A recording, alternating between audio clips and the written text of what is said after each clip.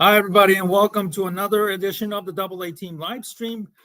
I'm your host, Stephen Nagishi, and tonight we have a very special guest. Unfortunately, my regular Bears partner, Rashab Shakiri from the Windy City Productions, is not with us, but nonetheless, we have a very special guest tonight to talk about the upcoming NFL draft. Obviously, the Super Bowl is on everybody's mind after this Sunday. It's all about the free agency and the NFL draft. And with me tonight is John Vogel, who is the NFL draft expert from the NFLDraftLounge.com. And he is also part of the NFL Sick podcast, which a Sick podcast network run by the Bears fan and NFL networks, Adam Rank. And John, good evening, and thanks for joining us on this Friday night. Thank you for having me, and I appreciate the intro. I think that's pretty special, actually. You made that sound a whole lot better than it looks on type. That's for sure, on text. Oh, well, thank you. We're a very small podcast, and obviously we pale in comparison to the others, but, we're starting to get a little bit ramped up. And as a big Chicago Bears fan, and, both Rashab and I have been very, very fortunate enough to do this. And, we're very fortunate to have you just shortly after, you returned from the Senior Bowl, which took place last Saturday. So let's dive into the Senior Bowl review here. Obviously, you were there pretty much the whole week, basically from Monday through Friday, correct? I stayed for the game, and I came back Sunday morning. Yeah, so I was there the entire week. Awesome. Okay, so when you look at the overall game this year, from the practice to the game itself, give me a couple of players offensively and defensively that really stood out to you the most. Yeah, so first off, Senior Bowl is, then it's the best All-Star game I think that's out there right now in the sense of the talent, the amount of NFL personnel and everybody who's there that attend. Usually pretty much the entire Chicago Bears scouting staff is there. I sat behind them last year for a while, and just they listened to them, would go through all their stuff. But the couple of players stood out offensively. I think first off, one of the things that's big about the Senior Bowl is you get an opportunity to see some of these guys from smaller schools play up at a higher level and see if they still kind of stand out, see if they stick. And I think Dylan Lobby, the running back out of New Hampshire, had himself a phenomenal week and really showed out with that ability and all that. And then also, some guys, they look a little bit more special. Maybe that there's a change in the quarterback. Maybe, they get an opportunity to play a role that they haven't before. And Roman Wilson, the wide receiver from Michigan, definitely had himself one of the best weeks from the wide receiver position. And then I thought Malachi Corley, the Western Kentucky wide receiver, also had a good week. A guy in college, they ran a lot of bubble screens at Western Kentucky. They ran a lot of, quick throw concepts, and he was really a run after catch player. Showed a little bit of route running prowess, which is always good to see. Mm-hmm. On the defensive side, you got to go with Quinyon Mitchell, corner out of Toledo. I mean, Quinyon Mitchell, I think, solidified himself as a first-round pick in the week. Had phenomenal practices, opted out of the game, and I think the third day of practice. But, I mean, he was absolute lockdown, shutdown. He had a great week. And then Braden Fisk, the defensive tackle at Florida State, may have played himself and solidified himself into the second day of the draft. So round 2 or 3, he had himself an awesome week. And, he was the first player ever in Senior Bowl history to swap teams the night before the game. Went from one team to the other due to a bunch of players opting out in his position and didn't miss a beat doing it. So I thought that was great for him. I thought it was great. He had a really good week as well. He just kind of screams NFC North to me personally, as from his skill set. But those 5 I think were the real standouts if I had to pick between everybody on the roster there. Okay. Which player or players took a hit from a stock perspective? I think there's a lot of guys. It might be a little bit of a notion in draft media. This, people really kind of take a hit there. There's guys that we learn things about and or solidified, but I think a lot of times we have a good idea going into the week who's not going to probably play as well. If we're talking from a media standpoint, mm-hmm. I think Kalen King had himself a really rough week. Corner out of Penn State. Really, he's not much of a man coverage guy, and so when you're in those one-on-one situations, you're really going to struggle. and he really did struggle in those one-on-one, matchups, especially with some of the receivers he was up against. He was really, really not looking good. And then on the other side, I think, maybe people thought a little bit more highly of quarterback Sam Hartman coming into the week out of Notre Dame as a professional prospect, and he just struggled to find rhythm all week, played 3 really tough quarters, in the game on Saturday. Just really had trouble with, dialing up throws with accuracy. Looked like he just looked out of sync throughout the week, and it's a really tough week for a quarterback to come in there. You're working with a bunch of guys you haven't worked with. You're learning terminology you probably haven't learned before. But Sam Hartman was definitely probably on the bottom out of the performances of the 7 quarterbacks that were there that week. Yeah, I remember maybe this was before the halftime. Hartman threw a pick. This was just before his team picked off a pass or I think fumble recovery inside the red zone area, and then he promptly threw a pick on the very first pass.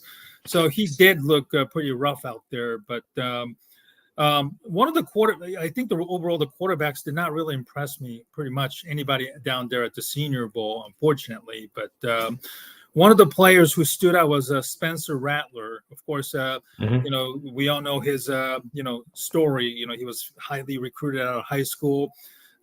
He had a very rough time in Oklahoma, went to South Carolina. He really never had the kind of production that everybody expected him to be when he came into college. But given how bad the rest of the quarterbacks played, and he was like the only person who was able to throw a beautiful touchdown on the very first opening drive. What do you make of Spencer Rattler and his perception out there, and how much do you rate him, if at all? I think that there's still a lot. The perception that was created from the QB1 show on Netflix when he was a senior in high school, I think that that's something that's stuck with him and, probably shouldn't have. I liked Rattler. I thought that he had a pretty good season, all things considered. His offensive line at South Carolina last year was not very supportive, and 8 sacks in the very first game to North Carolina, who never put up that kind of total throughout the rest of the year, and he took 38 sacks the entire year, and avoided a lot of them because he has the mobility to do so.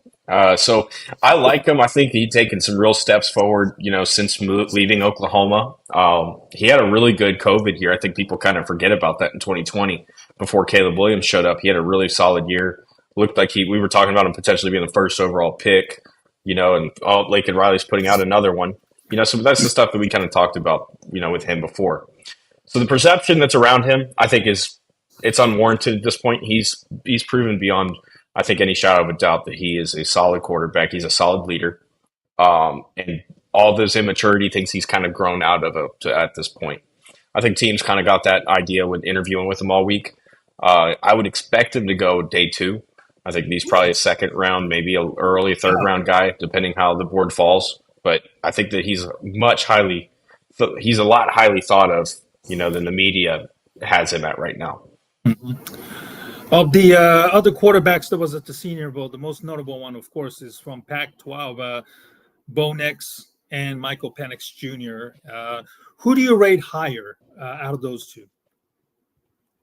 Personally, I think it's very close, but it's a slight advantage to Bo Nix. I think he's got a good arm. He's pretty darn mobile. I think the one thing that you have to be a little bit worried about with Penix as a quarterback is his ability to operate through pressure, which he really struggled with. And if you not even just looking at the Michigan game and the national championship, I think if you go beyond that and you really look at that stretch after the first Oregon game where they played a lot of really tight games that they were up by large margins in the first half. And in the second half, teams found ways to get pressure to him, move him off his spot, and he really struggled to make throws through that pressure. So I think when you kind of get him to reset in the pocket and throw, he's not nearly as accurate. He's not nearly as effective as he is when he has time. That's a Kirk Cousins type, skill set where he can throw anybody open. He can make any throw. He's got a phenomenal arm talent. You just wonder if he can operate through pressure and extend those plays when he has to move off his set. I think Bo Nix can do that. I know Bo Nix is a little bit of an improviser. So I think Bo Nix has the very slight advantage. And then also, we're going to find out in the combine, whether what his medicals look like. Penix's medicals could be incredibly damning for him, and we don't know yet. That's one thing that those team doctors are going to look at, and they're going to take very seriously, and teams are going to look at that report. And a lot of the stock that they put into, a lot of the value will be put into whatever those medicals come out to be. My guest tonight is John Vogel, the NFL draft expert with the NFL, who was just down there in Senior Bowl last week in Mobile, Alabama. So as a Bears fan, we've been getting a lot of, people going back and forth on Twitter and also on media about Caleb Williams going number 1 overall. And, there's this, the term generational talent being thrown around. I want your honest opinion on Caleb Williams. Is generational talent being attached to him a bit unfair, especially after the struggle he went through this year? I think that a lot of times we talk about, we throw that term around generational talent, and it's unfair to guys. I mean, we threw it around with Trevor Lawrence, who, I will note is the highest graded quarterback I've ever graded coming out of school in terms of what his skill set was and what he was capable of doing. He was truly generational. And then you go back to Andrew Luck. But just in between those couple of years, Steven, it's like when you think about it, we've heard generational talent thrown around several of those years between 2012 and 2021. And when you think about what generational talent means, it means that it's generational, 25 years. We're not going to see a guy like this for 25 more years. So I think we as the media, we throw that around a lot. Yeah, I think it's definitely unfair to Caleb. We're throwing comps around like Patrick Mahomes, Merrill Hodge, who works for the Steelers. He had a really great, he said something really awesome during Radio Week this week, talking about Caleb. Might have been today. I don't know when it came out. It was today. Yes. Yeah, but he was very, very critical of Williams. And rightfully so. There's still a lot that's unknown about Caleb up to this point. The Lincoln Riley scheme, I think, has been figured out up to this point. Something we've talked about on the Sick podcast all year on our the Sick podcast with John Vogel, talking about Caleb Williams and how difficult it is to really look at, what is he really capable of operating system wise, because everything that Lincoln Riley runs at USC is practically 4 verticals with leverage options, which nobody's going to run anything close to that in the NFL. So it's really, we know that he can improvise. We know that he's small. So, those are positives. We know that he's really, really athletic, especially for the position. And we know that he's got a great arm, and that's about really all that we know. We don't know how well he's going to come through, how well he's going to play through, a system, staying within the structure of a play, because he just didn't do that much in college. It wasn't asked to. He was asked to be the superstar, go out there and make something happen. So I think, it's not fair to call him a generational talent. I don't think that he necessarily is. I think if you're a franchise and you're evaluating him and you feel that way, whether that's the Bears or whether that's Washington or whether that's somebody that's going to trade up there for that pick, you got to do everything you can to get a hold of him and make him that. But I don't see it personally. And I was glad that Merrill finally said something so I didn't sound like I was crazy all the time. I know. Yeah, it's been driving Chicago media fans and the medias and the fans driving, crazy over Fields versus, Williams fans, whichever side you are on. And it's kind of making me really, really sick of people going after one another.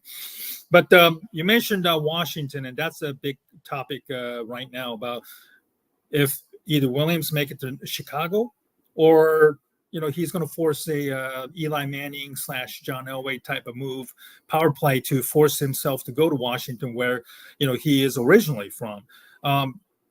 My take on this is that if he's at number 1, and if the interview process goes well, I'm definitely sure that Ryan Poles wanting his own quarterback, and having been in Kansas City where he saw Patrick Mahomes and the importance of that position, will definitely draft Williams. But at the same time, we've been hearing so many conflicting stories about if he wants to go to Chicago or not. And from an outsider's perspective, John, and from what you've been hearing, do you think it's possible that Williams is going to come up with any sort of excuse to move himself to go and play in his hometown. I know a lot of athletes. At some point they want to play in their hometown. Whether it's there's pros and cons to it, but if you can do it in your hometown from day one, and maybe the endorsements opportunities might be slightly lesser because compared to market size Chicago and versus Washington and all that, but Caleb made so much millions in NIL money the last 2 years. Maybe those things don't matter to him at all in terms of endorsements and all that kind of stuff. But what are you hearing about Williams and his desire to go to Chicago? And what did you hear about when you were down in Mobile? Well, I think there's a lot that's out there. Right now we've got a lot of accounts that kind of get on Twitter and make up stuff that have a lot of followers and start throwing things around. Yeah. I'm not sure where they get this information from. As far as I know, I haven't heard anything different about Caleb and trying to force his way into some play somewhere. I think it's important to also note that going from the first to second overall pick is a $1 or $2 million drop in how much you're going to make over 4 years. So it's a little bit of a business decision, right? Mm-hmm. To me, I don't think he's got I think he might have a preference personally, but he's not going to make that known throughout the interview process. I think he's going to go wherever he can go. Ultimately, first overall is where it would be. What I did think was interesting was I think it was Dane Brugler who reported a month ago that Chicago was going to trade the first overall pick and it was open. And then as soon as Senior Bowl week rolls around, when everybody knows everybody in football, and some people had to know that Cliff was leaning toward going to Washington. And as soon as that came out, Chicago wants to keep the pick all of a sudden.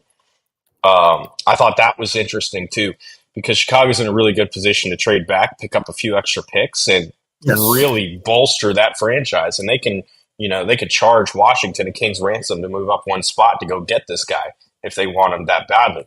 It looks like they do. I don't think you just hire his offensive coordinator in college to go, not draft a guy that's everybody's talking about being the best quarterback in the class. So I think it's interesting across the board. I don't think Caleb is going to make any preference known. I think he's going to be professional about it, and he's going to handle his business, and he's going to go play wherever he gets drafted. Okay, so you think that the Williams, whether it's somewhat half begrudgingly or not, he's going to meet with the Bears, presumably at the scouting combine in Indianapolis, where I think that's where the teams and the prospects will start kind of get together and gauge some interest and all that kind of stuff out there. Correct, and that's always a part of it, right? Like people might say, "Hey, we're not going to trade the pick or anything," but you always pick up the phone when they call because you don't know what they're offering. You got to at least hear them out. And the Bears I'm not so sure. In the Indianapolis last year, so around that. Yeah, and there's another one too that if you think about Chicago got fleeced a few years ago with San Francisco, to move up to the second overall pick to take Mitch Trubisky. So it's stuff that's been done before. It's a painful reminder. Thanks for that, John.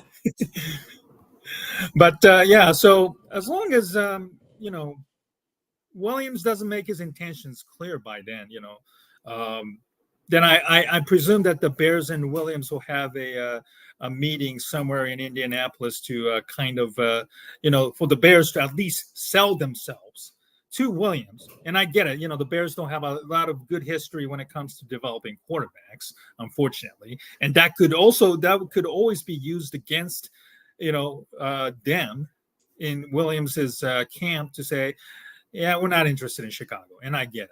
And, and I wish that the fans who are fighting over Williams versus Fields would direct that anger towards the current ownership. But that's for another time. So I'm going to, keep an eye out and just to make sure that the meetings hopefully do take place. And then that, Williams, do live up to his words. And hopefully, he's going to have a nice meeting. And then the Bears can convince him and his handlers, mostly his father at this point, that the Bears will take Caleb Williams number one, and that hopefully he won't change his mind a little bit moving forward. So another quarterback that's making the news this year is Michigan's JJ McCarthy. A lot of people are kind of a little bit down on him because of the offense he played in Michigan, but there is a undeniable upside with him, given his young age, and Jim Harbaugh, when he took over the Chargers job, was really, really touting him that he would be the first quarterback taken, which is somewhat, I think a lot of people would take it with a grain of salt. How do you rate JJ McCarthy, John? I liked him. I liked him a lot more than I thought I was going to before I went into the tape and actually started studying him. I think that the tools are undeniable. We talk about we want our guys to be toolsy, and when we talk about raw, we're talking about underdeveloped talent. He hasn't thrown the ball a lot. Mm-hmm. So that's the first thing that's kind of unknown at this point. We've seen guys come out, get drafted early that hadn't thrown the ball a lot, or even guys that got drafted late and really struggle at the next level, even with the raw tools. I mean, you think about a Trey Lance. It's a guy that threw about 328 passes in college. Now, JJ's thrown a few more than that, Right. but like you said, the talent's undeniable. He's got a crazy arm. He shows accuracy. Now, the offense was limited this year, but he's an excellent athlete. And those are all things that, teams are starting to look at at a quarterback. That's really important. Look at all the top guys in the league right now. When we talk about, the stars in the AFC, you've got Patrick Mahomes, mobile guy, moves around. Justin Herbert's a mobile guy who can move around. Lamar Jackson's a freak athlete.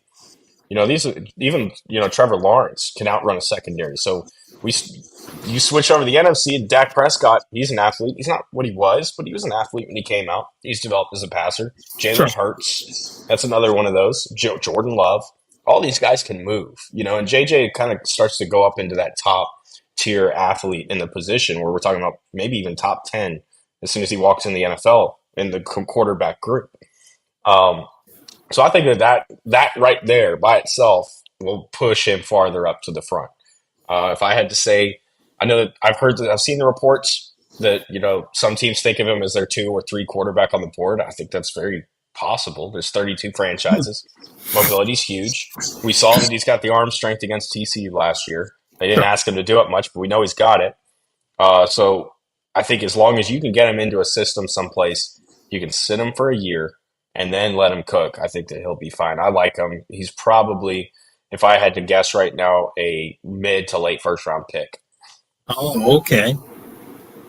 Now, will that be crazy? I'm sure the Bears will probably do their due diligence, on pretty much every quarterback that's out there. It's not just basically Caleb Williams and and I understand, it would be just not just blowing smoke and all, but if let's just say, for example, if Williams says no to Chicago, they forced to trade a pick with Washington or anybody else, and Bears at 9, their other pick. Is JJ McCarthy at 9 is a bit of a crazy idea? I don't think anything's crazy at this point, man. I've watched enough drafts at this point that I can say that I feel like I've seen everything, and then the next year that continually surprises me. I don't think that would be too much. I think that if you've got a plan for him, you've got a bridge quarterback there at the very least in Justin. So I think that you have to feel confident in what you've seen the last few years, especially at the end of the 23 season. He really seemed to take a step. And Chicago won some games as a result of it. But I would say I don't think at 9 is crazy. I think you might be able to move back a few spots. Somebody might be moving up, trying to get a hold of whether it's an edge rusher, maybe Jared Verse is still sitting there, or they're trying to get their hands on a wide receiver that's left on the board. I think you could probably move back a couple spots and still be able to get them, and then pad what you have in draft capital already. But I don't think JJ McCarthy at 9 is that crazy. One of the biggest talking points this offseason has been Justin Fields' trade value, and a lot of people are very much split on his whether he should stay or not. And I don't know if the media members are just jumping in and try to rile up the Chicago fans or so. But where do you see Justin if he's being moved? What team would be a good fit in your opinion, and how realistically the Bears, what can the Bears get for him? Can the Bears get second at least, or is that too much of a for a team to give up? I think a team that, there's so many quarterback needy teams this year that have question marks there. You look at Vegas, you look at Minnesota. These are guys that are, teams that are sitting down there that really don't have an answer. Technically, Tampa, are they Yeah. going to re-sign Baker? Is Baker going to hit free agency? Mhm. That's still up for debate. But I think when you kind of look at the teams that are sitting, there's a lot of them that have questions at quarterback that aren't answered.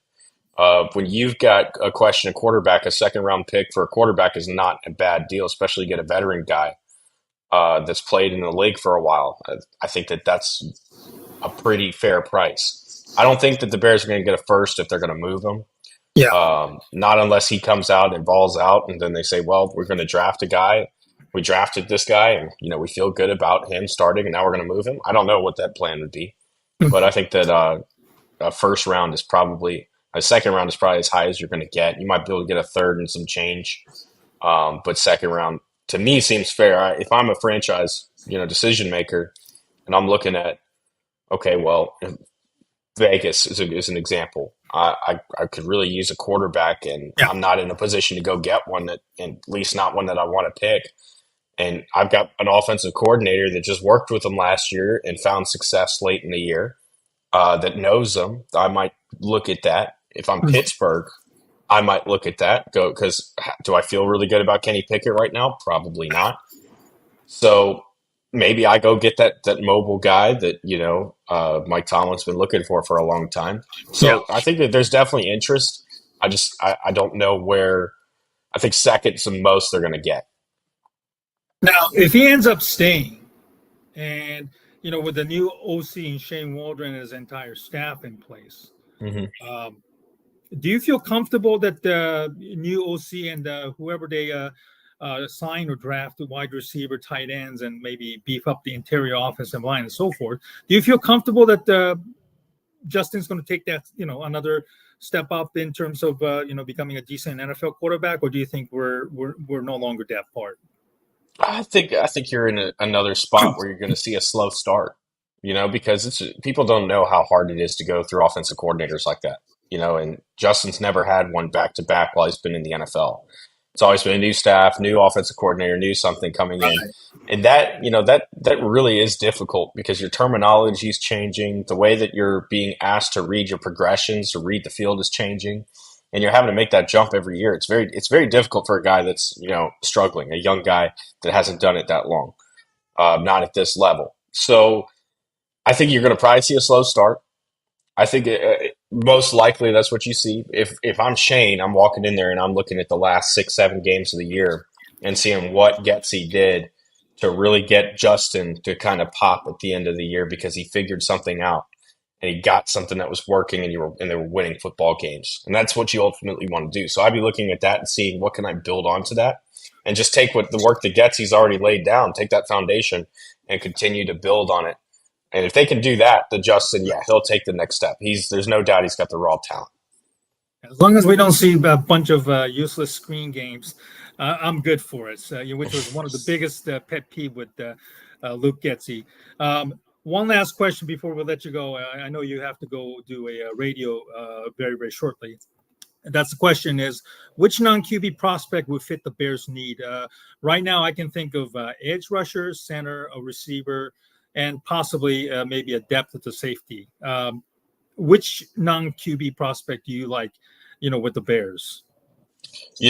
I know that in my first mock draft, it was 0.5. I dropped it, right at the beginning of the playoffs. I didn't do trades. I didn't think the Bears are going to go quarterback, and I really like Jared Verse in that system. Mm-hmm. Jared Verse should have some abnormally long arms when he comes out. That's something that the Bears like in their edge rushers, length. I think he would be a good complement on the other side of Montez Sweat. But, when you think about a guy like Marvin Harrison Jr., that makes a lot of sense too, because that's a position that you can bolster. I don't think that Marvin Harrison is necessarily an X receiver, right? He's not your one. You've got your one already in DJ Moore. Right. But you put him into a spot where you put him as your 2, as your Z, he can really cook. And he's going to take a lot of pressure off of DJ in the sense that DJ's taking all this extra coverage and getting all this extra, attention. That's going to be taken off of him, which I think adding a guy like him it's the, Julio Jones and getting Calvin Ridley type effect if you add Marvin Harrison Jr. to that roster. And so I think that would be a really great fit for them too. But first round, I think that's what you're looking at. If you're not going to take a quarterback or you're going to move or whatever that is, you got to look at those two really hard and think about, hey, do we want to get a pass rush going? How do we feel about our pass rush right now? Do we want to bolster that? Or do we want to take and give our young quarterback another weapon that could really get, this offense to another level? Mm-hmm. Well, John, I appreciate it on your, I know it was a very short one, but hopefully, our fans will get to know you a lot more, and hopefully they will follow you on Twitter at Draft Vogel, Vogel. And John, thank you so much. Have a great. You know what? Let me ask you a quick question before we go. Super Bowl, who are you picking? Oh, I'm going Chiefs. I don't think you can go against that defense. I don't think that you could go against Patrick Mahomes. I know that, he's got the used car salesman and, the bank teller that he's throwing to, but Patrick is Patrick, and that the 49ers defense has worried me the last couple of weeks. Well, John, wherever you're going to be watching the Super Bowl, I hope you enjoy it. And thank you so much. Have a great weekend, and look forward to having you on maybe next month, shortly after the combine and the free agency has started. I know you're going to be very, very busy, but we look forward to reaching out to you and have you on again, hopefully for a little bit longer than this time. Thank you so much. Have a great Absolutely. night. Thank you. Appreciate you. Thank you very much.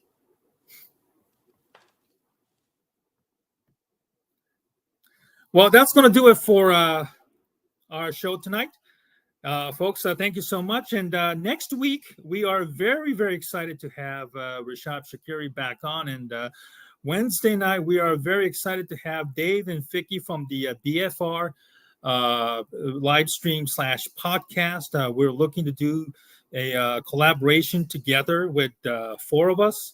And if you follow the Bears, you should know Dave and Vicky. They do a great job on their own on the part of the Sports Mockery Network as well. So we look forward to having you once again. I hope you will enjoy a Super Bowl weekend. And come Monday, me and Eric Fang will join us to look back on the Super Bowl and what's ahead moving forward. Enjoy your Super Bowl, everybody. Have a great night.